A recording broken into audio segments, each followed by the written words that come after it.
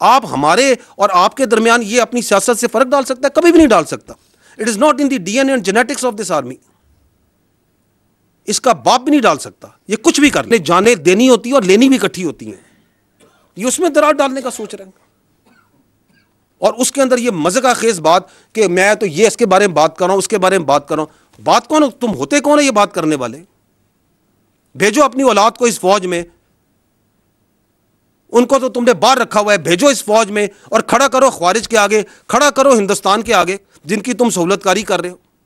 Sir, एक तो इस सियासी बयानिए का ये भी हिस्सा है कि हम फ़ौज पे तनकीद नहीं करते, हम एक शख्स पे तनकीद करते हैं। तो हमारी तनकीद को या हमारा जो भी है उसको फ़ौज पे हमला, ये सिर्फ एक शख्स के बारे में है। तो इसकी वजाहत कर दीजिए कि क्या आप समझते हैं कि एक शख्स इदारे से अलग है, इदारा अलग है, एक शख्स अलग है। दूसरा, आपने कहा कि ये नेशनल सिक्योरिटी थ्रेट बन चुका है। This is a huge thing, this is know small thing कि अगर कोई बयानिया कौमी सलामती के लिए ख़तरा बन जाए। तो वो बयानिया कहाँ से आ रहा है? मुलाकातों के बाद आ रहा है। तो क्या मुलाकातों पे ब्लैंकेट बैन लगना चाहिए? आप क्या समझते हैं? और फिर वो फैल रहा है जिस तरह आपने बताया सोशल मीडिया के ज़रिए। तो जो फैला रहे हैं, क्या उन पर पाबंदी लगनी चाहिए? क्या पीटीआई का, इमरान खान का, दीगर के सोशल मीडिया अकाउंट्स बंद होने चाहिए? और गवर्नर राज के भी बारे में ज़रा कुछ बता दीजिएगा। आपने 4 सवाल कर दिए at the cost of many of your colleagues. अच्छा, तो let me you allow me some time also to give you answer. जो आपके दूसरा और तीसरा सवाल है जिसमें आप कहते हैं कि मुलाकातों पे बयान पाबंदी लगनी चाहिए, और आपने क्या कहा कि इसको जो है सोशल मीडिया बैन कर देना चाहिए, और आपने कहा कि पाबंदी लग जानी चाहिए, जो भी हो। मैं दोबारा, I think it is very much similar to जो मालिक भाई ने सवाल किया था। देखिए, it is not for the army to decide, this is again part of the narrative. ये फौज यहाँ बंद कमरों में फैसला करती है और कहती है ये कर देंगे। We are talking openly, communicating with you very openly. This is what the it is, this is what is black and white which we are seeing, you are seeing, the world is seeing, any objective mind can see. अब इस पर क्या करना है, वो हुकूमत के पास बहुत से अदारे हैं, बहुत से टूल्स हैं, बहुत आइन है, आइन आपको सारी प्रोटेक्शन प्रोवाइड करता है। क्योंकि मैंने आपको बताया कि आइन जो है, मैंने आइन से कह रहा हूँ, आर्टिकल 17 क्या कहता है, वहाँ पे freedom of association political parties का लिखा है। वहाँ पे अगर हम उसकी प्लेन रीडिंग करते हैं, I am no legal jurist, I have nothing, मैं उसकी प्लेन रीडिंग बता रहा हूँ। वो ये कहता है कि फॉर्म ऑफ कि आपको एसोसिएशन की पॉलिटिकल पार्टीज़ बनाने की इजाज़त है, लेकिन किसी ऐसी चीज़ की पॉलिटिक्स की इजाज़त नहीं जो कि सिक्योरिटी और इंटेग्रिटी ऑफ स्टेट के खिलाफ हो। कहता है या नहीं कहता है? फ्रीडम ऑफ एक्सप्रेशन के नीचे वो बात करते हैं। फ्रीडम ऑफ एक्सप्रेशन भी मैंने बताया कि उसके ऊपर आइन आर्टिकल 19 क्या कहता है। आर्टिकल 63 को पढ़ लें, वो कहता है कि पार्लियामेंट का जो मेंबर होगा उसके अंदर क्या क्या क्वालिटीज़ होंगी, क्या क्या उसकी चीज़ें होंगी, वाज़ेह है ना। तो हम ये we understand, we are also a product of this constitution. हम 243, 244, 245 का प्रोडक्ट है। So we are also extension out of that constitution. तो that constitution provides its institutions also the right कि ये काम हो रहा है आपकी फ़ौज के ख़िलाफ़। ये आपकी भी फ़ौज है ना, मेरी फ़ौज तो नहीं है, आप सबकी भी फ़ौज है। आपके ख़िलाफ़ झूठा, जहरीला, घटिया किस्म का बयानिया बनाया जाता है, तवातर से बनाया जाता है, तो स्टेट विल डू समथिंग। वो क्या करती है, मैंने पहले कहा स्टेट इज़ लार्जर, माँ भी है, बाप भी है, रियासत फैसला करेगी। So we are not into that, we are not discussing here. जो आपने ये कहा कि जी, जो आपकी कहा कि वो ये कहते हैं कि हम फ़ौज के ख़िलाफ़ नहीं हैं, हम फ़र्द वाहिद के ख़िलाफ़ हैं। फौज क्या है? What is an army? Army comprises of individuals. It is an hierarchical body. It's a merit-based body based on a hierarchy. ये हेरिडिटरी नहीं है कि बाप के बाद बेटा, बेटे के बाद बाप। ये एक मेरिट बेस्ड सिस्टम से चलती है,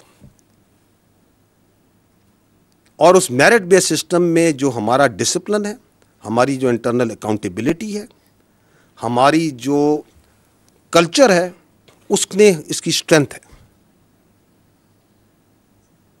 so it can not happen कि ये जो नैरेटिव आपको चलाते हैं, हमारा जो चीफ ऑफ आर्मी स्टाफ होते हैं, हमारे जो कमांडर्स होते हैं, उनके इशारों पे, उनके हुक्म के ऊपर आपका बच्चा, अपना सोल्जर अपनी जान देता है या नहीं देता? मुझे बताएं, देता है या नहीं देता?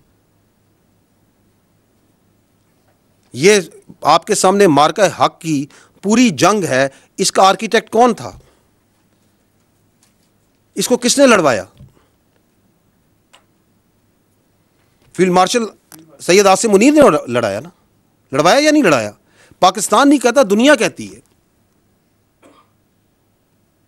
तो आप ये कहते हैं कि जो हिंदुस्तान के आगे आंखें डाल के खड़ा है, जो ख्वारिज के आगे, किसने पहली बार मुझे बताएं, इस फौज में मेरी भी 30 साल ज़्यादा नौकरी हो गई है, जो क्लैरिटी आज फौज के आर्मी चीफ ने, फील्ड मार्शल ने इन ख्वारिज के खिलाफ दी है, वो आज तक किसी ने दी है?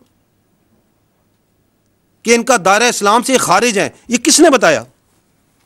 Who was the one? कि इनका दीन इस्लाम से कोई ताल्लुक नहीं है, this is the perverted interpretation of Islam. Who is standing against them? किसने ये कंफ्यूजन दूर की? You attack that person, you belittle and you try to ridicule and you try to make stories about the head of the armed forces, who is now the chief of defense forces, and you think that you can get away with such sort of lines? You cannot. We are one entity. ये पता नहीं लोगों के जहन में कौन सी बीमारी या सोच ये डालना चाहते हैं कि ये पाकिस्तान की फौज और पाकिस्तान के अवाम के दरमियान दरार डाल सकेंगे। डाल ही नहीं सकते। 5.25 लाख की ये फौज है। मैं अभी फौज की बात कर लेता हूँ, आप इसमें एयरफोर्स नेवी शामिल कर लें। ये कहाँ से आते हैं इस फौज के अफसर, इस नेवी की एयरफोर्स के अफसर? ये कोई एलीट क्लास से आते हैं? मेरी बहन, ये मिडिल क्लास और लोअर मिडिल क्लास से आते हैं। कोई क्लर्क का बच्चा है, कोई किसी आपके फील्ड मार्शल एक स्कूल टीचर के बच्चे हैं, कोई किसी शहीद का बच्चा है, कोई किसी फौजी अफसर का बच्चा है, कोई किसी दुकानदार का बच्चा है, किसी के वालिद साहब यहाँ पे सुजुकी लोडर चलाते होंगे। यहाँ से आते हैं ये बच्चे, पूरे पाकिस्तान से आते हैं, हम इस अवाम से आते हैं। आप हमारे और आपके दरमियान ये अपनी सियासत से फ़र्क डाल सकता है? कभी भी नहीं डाल सकता। It is not in the DNA and genetics of this army. इसका बाप भी नहीं डाल सकता, ये कुछ भी कर ले। और आपके ख्याल में ये जो हमारा सोल्जर है और हमारा अफसर है, इसका रिश्ता कोई क्लर्क और बाबू का रिश्ता होता है? ये ऐसे होता है, ऐसे। What is the business of any army in the world? जान देना और जान लेना। This is our main business.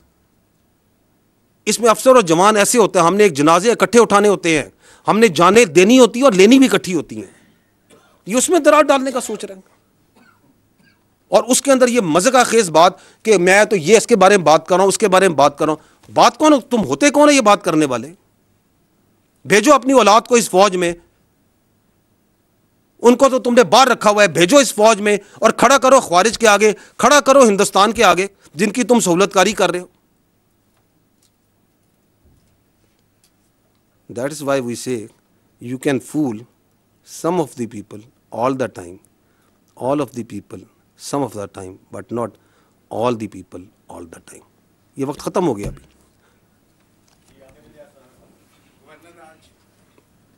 Governor Raj, government का फैसला, गवर्नमेंट समझेगी, nothing to do with the army.